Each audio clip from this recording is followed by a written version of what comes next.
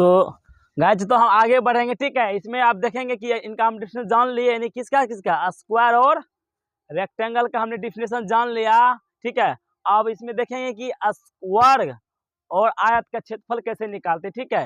यानी कि तो पहले इरेज कर लेते हैं।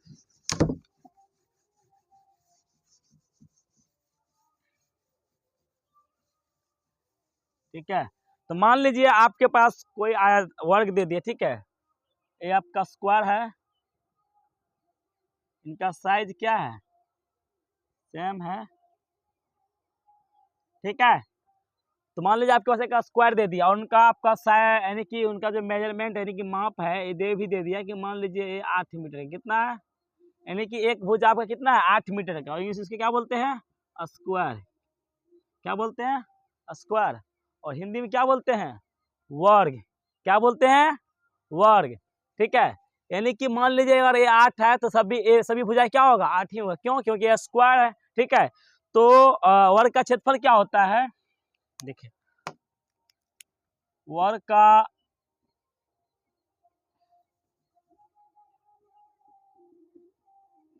का क्षेत्रफल होता है भुजा स्क्वायर, क्या होता है भुजा स्क्वायर।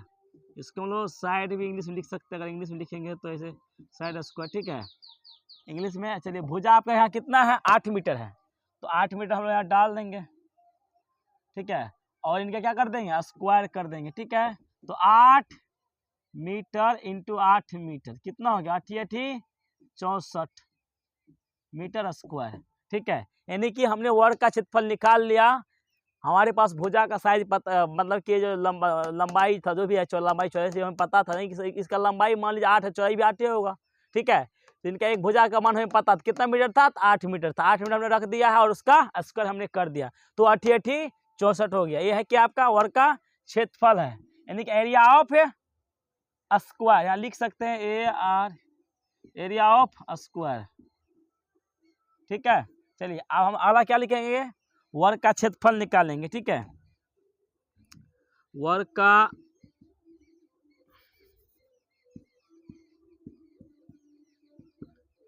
का परिमाप क्या निकालेंगे, वर्ग का परिमाप।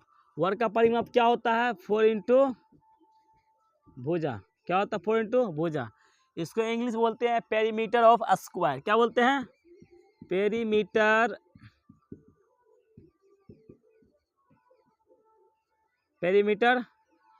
ऑफ स्क्वायर, यानी कि वर्ग का परिमाप, ठीक है।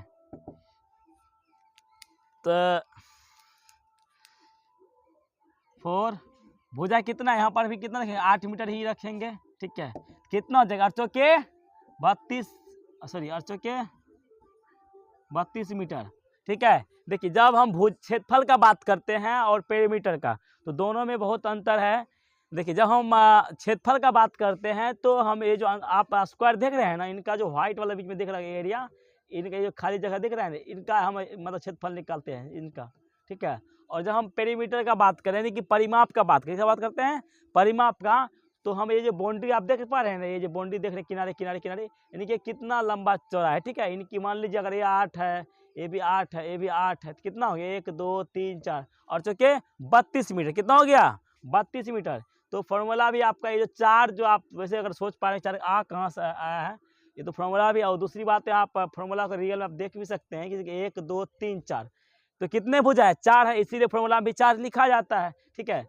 तो 4 लिख दिया और भुजा का मान कितना, नहीं एक भुजा का मान 8 है तो 4 भुजा है तो 8 चौके 32 हो गया, यानी इसका पेरीमीटर कितना हो गया 32 और 8 चौके 32, ठीक है। इनको नोट कीजिए आप लोग।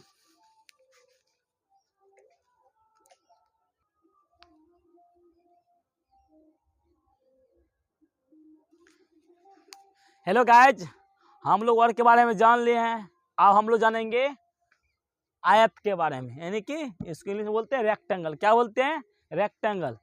तो आयत का क्षेत्रफल क्या होता है, सबसे पहले क्षेत्रफल निकाल लेते हैं, ठीक है। आयत का क्षेत्रफल बराबर क्षेत्रफल होता है लंबाई गुना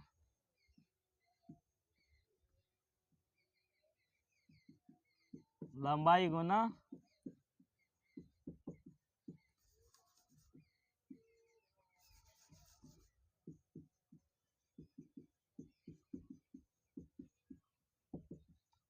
लंबाई गुना चौड़ाई। लंबाई कितना है आपके यहाँ पे 10 मीटर है, तो 10 मीटर आप रखिए। चौड़ाई कितना है, लंबाई को शॉर्टकट हम लोग क्या बोलते हैं, एल। क्या बोलते हैं, एल। इनको बोलते हैं बी। ठीक है, तो 10 मीटर आपका क्या हो गया, लंबाई हो गया। चौड़ाई कितना मीटर है, 6 मीटर है। तब 6 मीटर डाल दीजिए, कितना हो जाएगा 10 छाके 60, यानी कि 60 मीटर स्क्वायर हो गया। ये आपका क्या है, आयत का क्षेत्रफल है। कैसे निकालते हैं आयत का क्षेत्रफल, देखिए। तो आयत में क्या होता है कि दो भुजा लंबा और दो भुजा क्या होता है, चौड़ा। यानी कि दो भुजा की लंबाई ज्यादा और दो भुजा की लंबाई कम। ठीक है, देख पा रहे हैं ना आप। और इसका आमने सामने भुजा हमेशा क्या होता है, बराबर होता है। क्या होता है, बराबर होता है। तो आयत का क्षेत्रफल क्या होता है, लंबाई गुना चौड़ाई।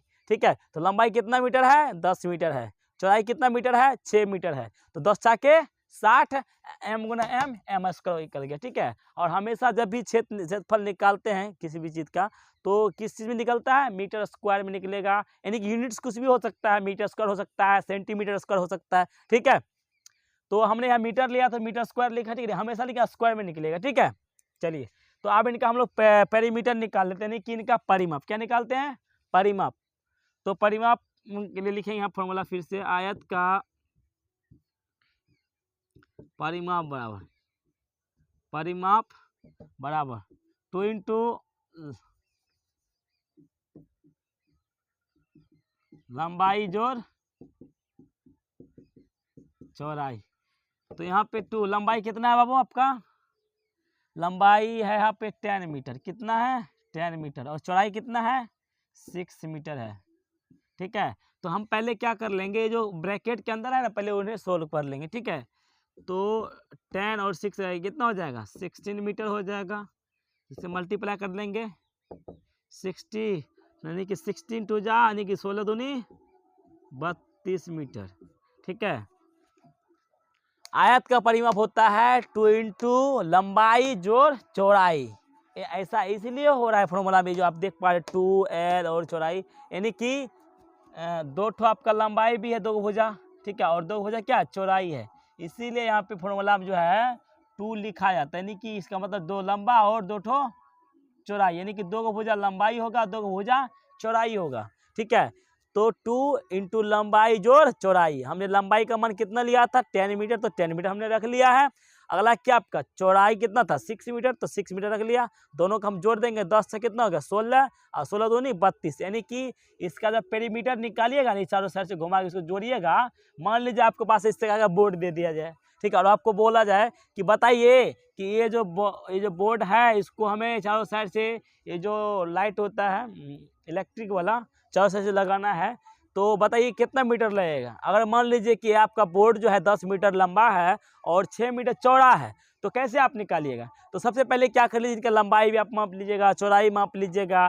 क्या कीजिए, फिर यही फॉर्मूला लगा दीजिएगा, 2 इंटू लंबाई जोड़ चौड़ाई। ठीक है, शॉर्ट कोट के लिए क्या होगा, ऐसे भी आप कर सकते हैं कि कितना है 10 है, तो 10 दूनी 20 से हो गया 20, फिर इधर कितना हो गया, ये 6 दूनी 12, तो 20 12 कितना हो गया 32 हो गया, 32 मीटर हो गया। ठीक है, और उस हिसाब से आप जितना लगे उस हिसाब से मल्टीप्लाई करके निकाल सकते हैं। ठीक है, तो ये आपका क्या हो गया, पेरीमीटर। क्या हो गया, पेरीमीटर, यानी कि आयत का परिमाप। जब भी परिमाप का बात करेंगे आप, हमेशा ये है ना, किनारे किनारे इसको साइड साइड से आपको इसका हमेशा निकाला जाता है। ठीक है, और जब हम क्षेत्रफल का बात करते हैं, ये जो आप अंदर ये छेद देख रहे जगह, इसी का निकाला जाता है। ठीक है, हम एक और सवाल लेके देख लेते हैं। मान लीजिए आप यहाँ सवाल चेंज कर देते हैं।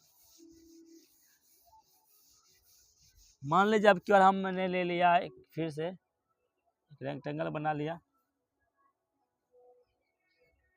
ठीक है, और इनका लंबाई आपको मान लेते हैं 8 मीटर है, चौड़ाई 5 मीटर है। तो बोलेगा ये है कौन सा, का पहले लिख लेंगे आयत। क्या लिख लेंगे, आयत, इंग्लिश में रेक्टेंगल। ठीक है, तो फॉर्मूला क्या होता है आयत के क्षेत्रफल का, आयत का क्षेत्रफल बराबर लंबाई गुना यानी कि L इंटू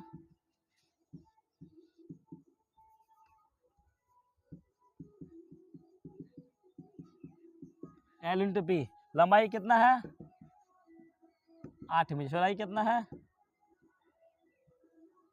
8×5 40 मीटर स्क्वायर। यानी कि इसका जो क्षेत्रफल है आपका, जो है ये जो आपको दिख रहा है अंदर में ब्लू वाला एरिया जो है आपका, ये कितना हो गया 40 मीटर स्क्वायर इसका निकल गया। अब हम किसका निकालेंगे, जो किनारा किनारा गया है, यानी कि कितना मीटर लंबा है, इनके लिए हम फॉर्मूला लगाएंगे आयत का परिमाप वाला। ठीक है, तो लिखते हैं आयत का परिमाप क्या होता है फॉर्मूला 2 इंटू लंबाई जोड़ चौड़ाई।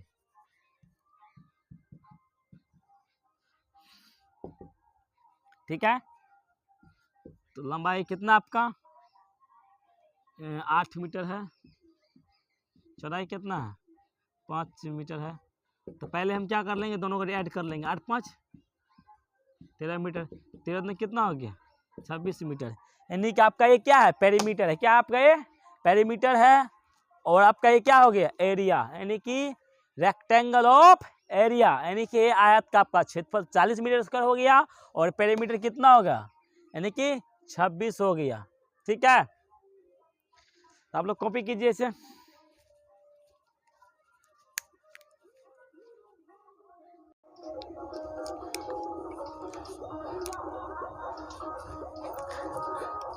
हेलो गाइज, आज का टॉपिक है difference between square and rectangle. क्या है difference between square and rectangle, यानी कि वर्ग और आयत में क्या अंतर है। हम लोग इस वीडियो में आयत और वर्ग के बारे में जानेंगे कि दोनों में क्या डिफरेंस है। ठीक है, तो सबसे पहली बात हम लोग वर्ग के बारे में चर्चा कर लेते हैं कि वर्ग का पहले डिफिनेशन देख लेते हैं यहाँ पे। ठीक है, तो वर्ग किसे कहते हैं, तो वैसी आकृति जिसकी चारों भुजाएं आपस में बराबर उसे क्या कहते हैं वर्ग। जैसे कि आप यहाँ देख पा रहे हैं कि वर्ग का एक मैंने डायग्राम बनाया है यहाँ पे, कि यहाँ पे आप देख पा रहे हैं कि क्या है आयत, ये जो इसका जो ये जो भुजाएं हैं चारों भुजाएं क्या आपस में बराबर है, क्या है यहाँ पे बराबर है। यानी कि ये 4 मीटर है तो ये भी 4 मीटर है, ये भी 4 मीटर, ये भी 4 मीटर है।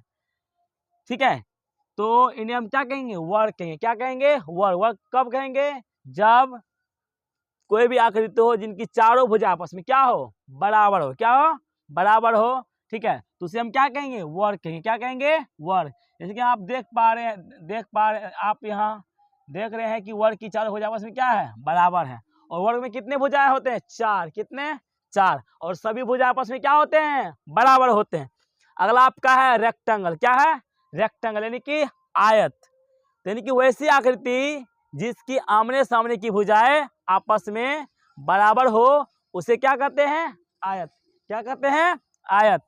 फिर से, वैसी आकृति जिसकी आमने सामने की भुजाएं आपस में बराबर हो उसे क्या कहते हैं आयत। जैसे कि आप यहाँ देख पा रहे हैं कि हमने आयत एक डायग्राम बनाया है और यहाँ देख पा रहे हैं कि इनका क्या है दो भुजा आपस में क्या है बड़ा है और दो क्या है छोटा है। यानी कि ये आपको लंबा दिख रहा होगा और ये जो दो को बना है ये क्या है छोटा छोटा दिख रहा होगा।